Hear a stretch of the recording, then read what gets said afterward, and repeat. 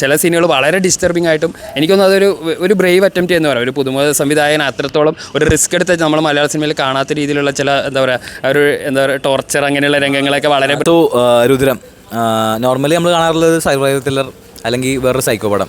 ഇത് രണ്ടും കൂടി ക്ലബ്ബി ആയിട്ടുള്ളൊരു തീം, എന്താ പറയുക, ഒരു സൈക്കോ പ്ലസ് ഒരു സർവൈവൽ ത്രില്ലർ. അതാണ് രുദ്രം.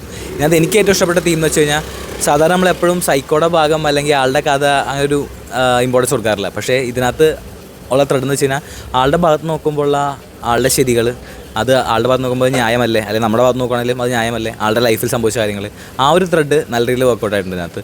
അതാണ് എനിക്ക് ഇതിനകത്ത് ഏറ്റവും ഇഷ്ടപ്പെട്ടത്. പിന്നെ ജിസ് ലോർലൻ സാർ ഒരു ഫസ്റ്റ് ടൈം ഡയറക്ടറാണെന്ന് പറയത്തില്ല, കാരണം ആദ്യമായിട്ടൊരു മൂവി ഇത് ചെയ്യണത് പറയത്തില്ല, ഒരു ഫസ്റ്റ് ടൈം ഡയറക്ടർ മൂവിയാണ്, അത്രയും നല്ല എടുത്ത് വെച്ചിട്ടുണ്ട്. സോ ഓവറോൾ നോക്കുകയാണെങ്കിൽ എനിക്ക് ഒരു എബവ് ആവറേജ് മൂവിയായിട്ട് ഫീൽ ചെയ്തത്.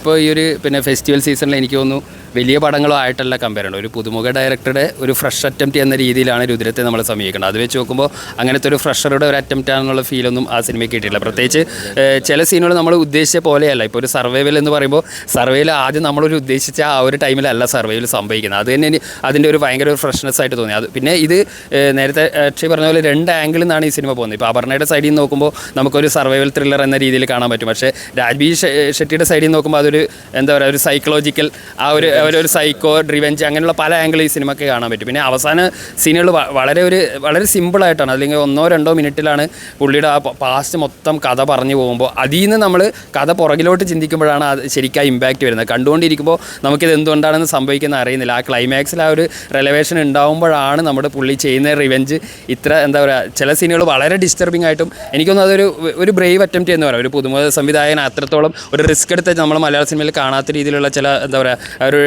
ടോർച്ചർ അങ്ങനെയുള്ള രംഗങ്ങളൊക്കെ വളരെ ബ്രേവായിട്ട് ചെയ്തിട്ടുണ്ട്. അത് ശരിക്കും നമുക്ക് ഡിസ്റ്റർബിംഗ് ആയിട്ട് തന്നെ ആദ്യം ഫീൽ ചെയ്തു. പക്ഷേ നമ്മളെ ഡിസ്റ്റർബായിട്ട് ഫീൽ ചെയ്യിപ്പിക്കുക എന്ന് തന്നെയാണ് ആ സീനിൻ്റെ ഉദ്ദേശവും.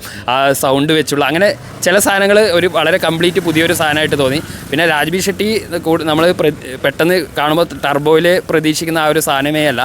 അതിലൊരു വില്ലൻ ക്യാരക്ടർ, അതിൽ പുള്ളിയുടെ ഒരു സ്ക്രീൻ പ്രസൻസ് ആണ് യൂസ് ചെയ്തെങ്കിൽ പുള്ളിയുടെ ഒരു ആക്ടിങ് വേഴ്സിറ്റാലിറ്റി കൂടുതൽ ഇതിനകത്ത് മലയാള സിനിമയിൽ പുള്ളിയെ ഒരു നന്നായിട്ട് യൂസ് ചെയ്തിട്ടുണ്ട്. പുള്ളിയുടെ ഒരു ടൈം കിട്ടിയിട്ട് അതുതന്നെ പുള്ളിയുടെ ആക്ടിങ് ആ ഒരു പെർഫോമൻസ് കാണാൻ ഇഷ്ടപ്പെടുന്നവർക്കും ഒരു വ്യത്യസ്തമായൊരു അനുഭവമായിരിക്കും ഈ സിനിമ രുദ്രം ആ രീതിയിൽ തന്നെ പരിഗണിക്കപ്പെടണമെന്നാണ്. നല്ല വയലൻസ് ഉണ്ട്. സോ വയലൻസ് പ്രതീക്ഷിച്ച് പോകണം. കാരണം ടീച്ചർ ഭയങ്കര വയലൻസ് ആണെന്ന് പറയുക. ഈ മൂവിക്ക് കഥ ഡിമാൻഡിംഗ് ആയിട്ടുള്ള വയലൻസ് നല്ല രീതിയിൽ ചോദിച്ചിട്ടുണ്ട്. പിന്നെ എടുത്തുകൊണ്ട് അതിനകത്തൊരു എലിയുടെ സീക്വൻസ് ഒക്കെ ഉണ്ട്. അത് നല്ല പക്ക ഒറിജിനാലിറ്റി ആയിരുന്നു. ഭയങ്കര VFX ആണ്, പക്ഷേ അത് നല്ല പക്ക ഒറിജിനാലിറ്റി ഫീൽ ചെയ്തു. ആനിമലിലെ സീന് പിന്നെ ഒരു പറയാൻ പറ്റാത്ത രീതിയിൽ അതിനെ മേക്ക് ചെയ്തു. പിന്നെ അത് ആനിമൽ മാൻ ബോണ്ടിങ്, അത് അപർണ ആ ടൈപ്പ് ഓഫ് മൂവീസ് നമുക്ക് എല്ലാവർക്കും പൊതുവെ പെറ്റ്സിനെ ഇഷ്ടപ്പെടുന്നവർക്ക് ശരിക്കും അത് ഭയങ്കരമായിട്ട് കണക്ട് ചെയ്യും. പെറ്റ്സിനെ ഇഷ്ടപ്പെടാത്തവർക്ക് കൂടി ആ ഒരു ഇമോഷൻ ഫീൽ ചെയ്യുന്നത്. കാരണം നമുക്കറിയാം ഒരു ആനിമൽസിനെ അങ്ങനെ പെർഫോം ചെയ്യിക്കാതെ VFX ചെയ്തെടുത്ത് ഇമോഷൻസ് കൺവേ ചെയ്യുന്ന വളരെ ഡിഫിക്കൽട്ട് ആയിട്ടുള്ള കാര്യമാണ്.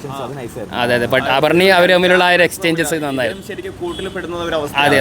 അതേ കൂട് ആ ബക്കറ്റ് വെച്ചിട്ട് ആ എലീനെയും കൂട്ടിലാക്കുമ്പോൾ ഉള്ള ഒരു ഫീൽ, മാനസികാവസ്ഥ ഒരേപോലെ തന്നെയാണ്. അത് തിരിച്ചറിയപ്പെടുക എന്നൊക്കെ പറയുന്നത് വളരെ മനോഹരമായിട്ട് വളരെ ഒരു എബവ് ആവറേജ് മൂവി, ഒരു സർവൈവൽ പ്ലസ് സൈക്കോ ത്രില്ലർ. നിരാശപ്പെടുത്തില്ല. തിയേറ്ററിൽ എല്ലാവരും കാണാം, എൻജോയ് ചെയ്യാം അല്ലേ? അതെ.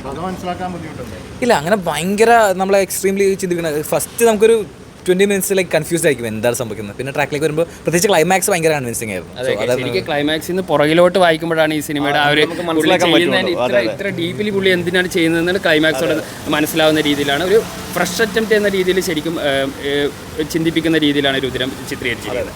സോ പിന്നെ പുതുമുഖ സംവിധായകൻ എന്ന രീതിയിലുള്ള ഒരു ഫിലിമായിട്ട് നമുക്ക് തന്നെ കാണാൻ കഴിയില്ല. ഏതായാലും അത് നന്നായിട്ട് വർക്കൗട്ട് ആയിട്ടുണ്ട്.